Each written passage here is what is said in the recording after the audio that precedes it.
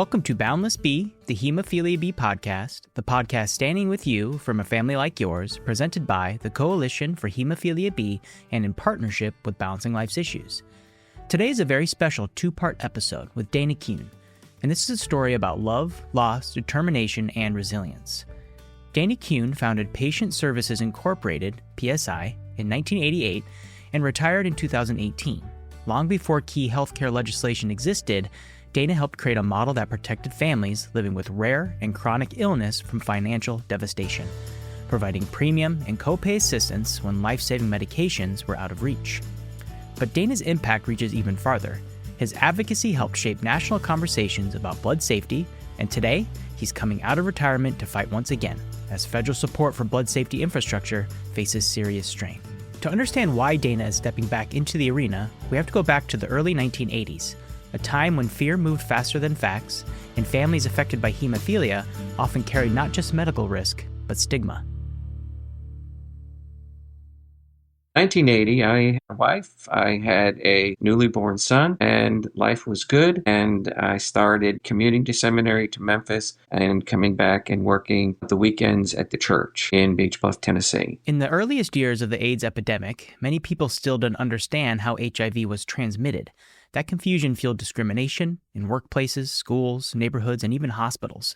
For some families, the hardest part wasn't only the illness, it was how quickly the world could turn cautious, distant, or cruel. And for Dana, the turning point began with something that felt almost ordinary. March of 26 of 1983, the country churches got together and they decided that they'd do a fundraiser basketball game. And so definitely I was the preacher and I had to be in the basketball game. I had gone up to get a rebound and I came down on someone's foot and I heard a snap. And so I thought, something's not good as I limped back to the bench. For families living with hemophilia B, this moment is familiar in a way you never forget. Sometimes it's a procedure at birth, sometimes it's a fall, a bump, a game of basketball, but the pattern is the same.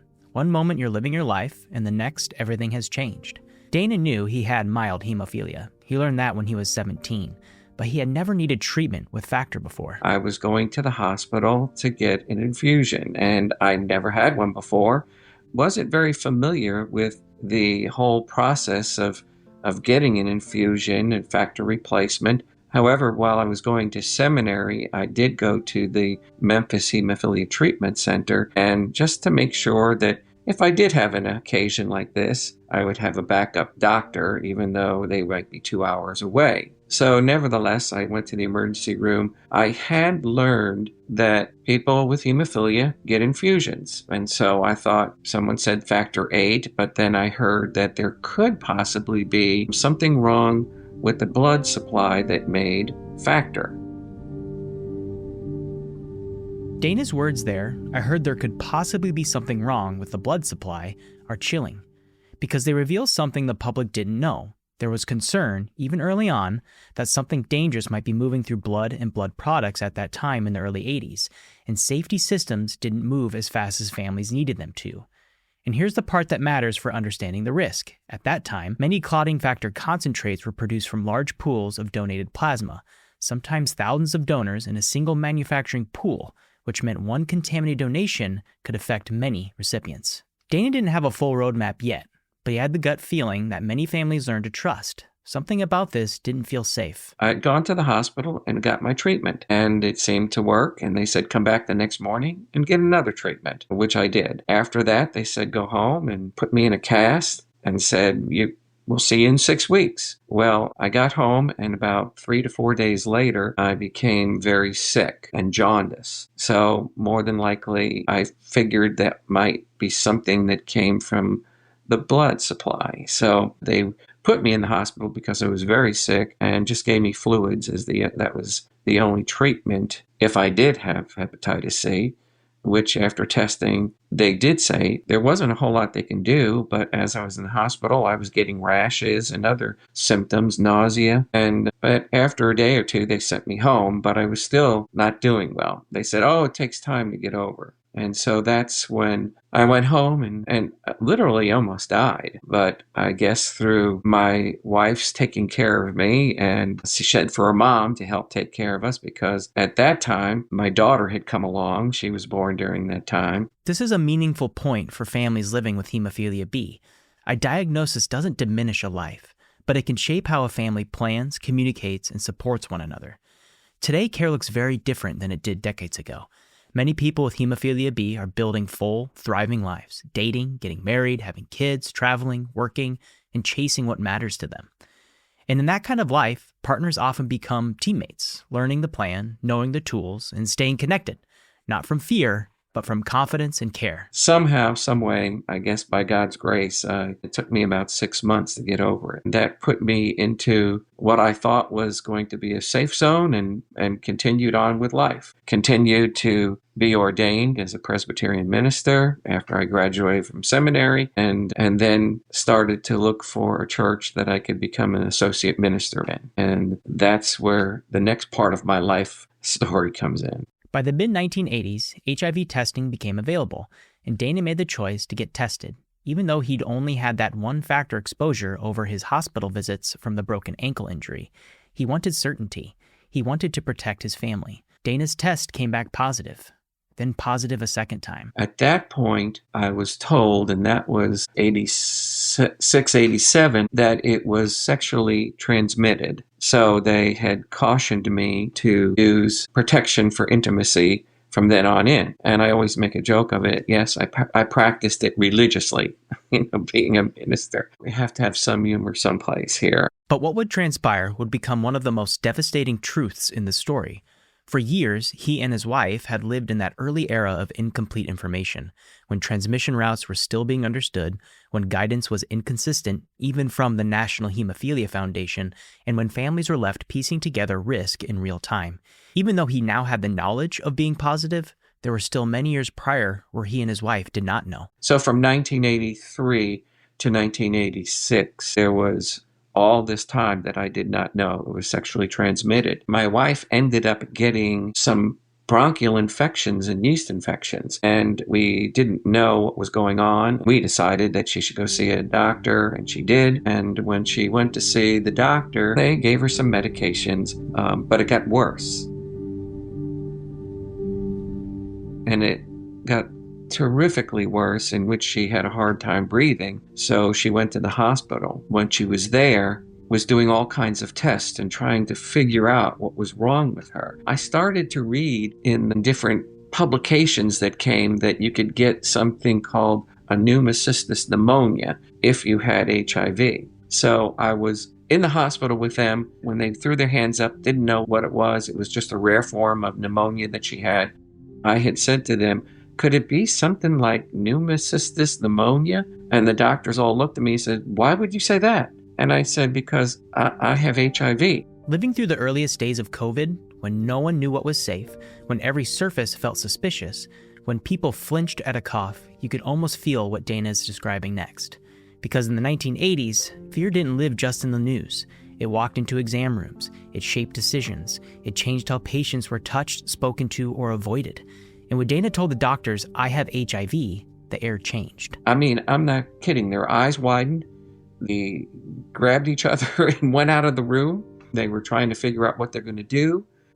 And meanwhile, I had to go back and check with the kids. But when I came back to the hospital, they had a biohazard sign on her door. And and I was watching nurses come in that had headgear on and eye goggles on and masks on, and the coverings on their shoes, latex gloves, long, everything, every part of their body covered imaginable. And they would be taking her temperature, taking her blood pressure, and also bringing her food, and they would put it at the door and make her get out and get the food herself. And then they really wouldn't take care of her. I was just livid. And finally, I had to put my foot down. This is advocacy when you're terrified. Advocacy when you're exhausted. Advocacy when the people who are supposed to help pull away. And it's a kind of courage that caregivers know intimately, when you stop caring about being polite because the stakes are too high. Dana demanded transfer, not because he wanted special treatment, but because he knew his wife needed competent care in a place prepared to treat HIV, and he refused to let her die where fear had become the loudest voice in the room. They said she had AIDS then at that point, and I said, well, you need to do something. Well, we can't. I said, no, you can't. You can take her from Jackson and you can get her to Nashville, Vanderbilt Hospital, where I know they had an HIV clinic. And I said, take her there. And they wouldn't. I said, well, I'm demanding you do this. If you do not do this, then I am going to go and get a lawyer and I'm going to sue this hospital. And I said, the least you can do is don't let her die here. Let her get some help. Get an ambulance, take her to Vanderbilt, and I want you to do it within an hour. And they did. But they brought the ambulance to the back, and then they took her through all these little passages to get her in there into the ambulance and take her. So they got her there, and I soon followed after I made sure that someone was taking care of the children. And when I got there, I was just so amazed with the doctor there that was taking care of her. And they did a very good job, and they had her in a intensive care, trying to get her better. She was doing pretty well. And we were making plans for her to come home. And the doctor said we will petition the FDA to the use of the AZT because it's the only drug at that time. So we had a great day. I took the kids back. They were in preschool and, in kindergarten. So I was, making sure that was all taken care of. And then I came back to the hospital the next time and I could not find her in the room. And I was kind of frantic, wondering where she was, and I was looking for the doctor. And then I found out that they had taken her to intensive care. So I said, you call the doctor and have her meet me at the intensive care unit. And she told me what was going on. She's having a hard time breathing, and we're just here helping her do that. 2 days later, she had progressively gotten worse, and they said we had to put her on a ventilator. And so now she was groggy, and it was hard to communicate with her. It got to a point where all I could do is communicate with her in squeezing of hands. Yes for one squeeze and no for two squeezes. And that's all we could do. And I knew that it was coming to an end. And we did what we needed to do, talked about our faith. And finally I told her that I would do the best I could to take care of the children and for her not to worry. And I would never let them forget her.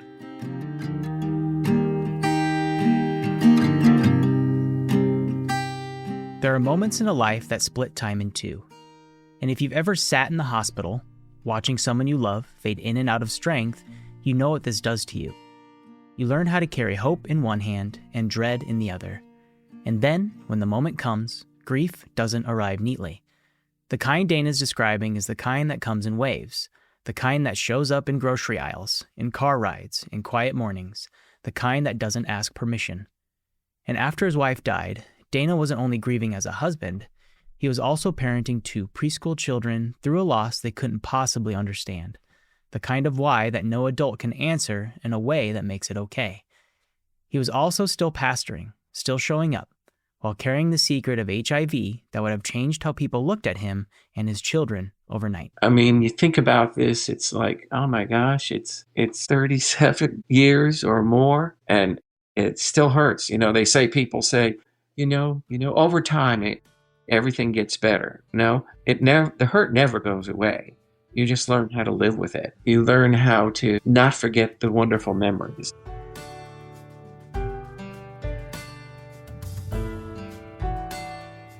So how do you begin to move forward when it feels like everything is gone?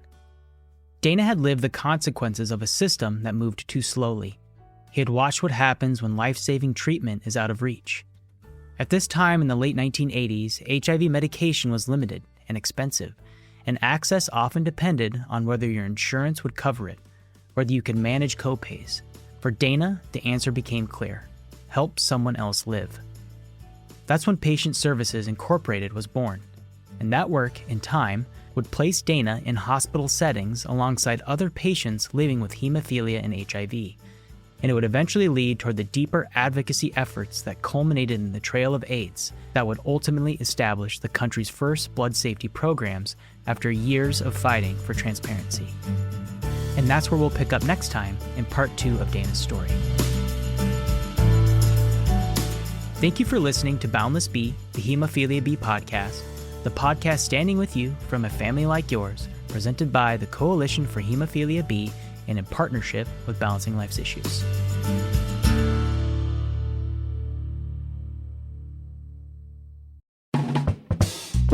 Thank you for listening to Boundless B, the Hemophilia B podcast, the podcast standing with you from a family like yours, presented by the Coalition for Hemophilia B and in partnership with Balancing Life's Issues. Produced by me, Kai. Got an idea for the show? Send us an email at podcast@hemob.org, and don't forget to stay connected to your community at hemob.org. Anything else to add, Miles?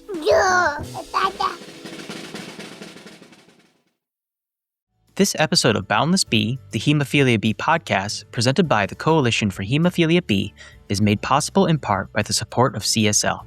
We thank CSL for their continued commitment to the bleeding disorders community.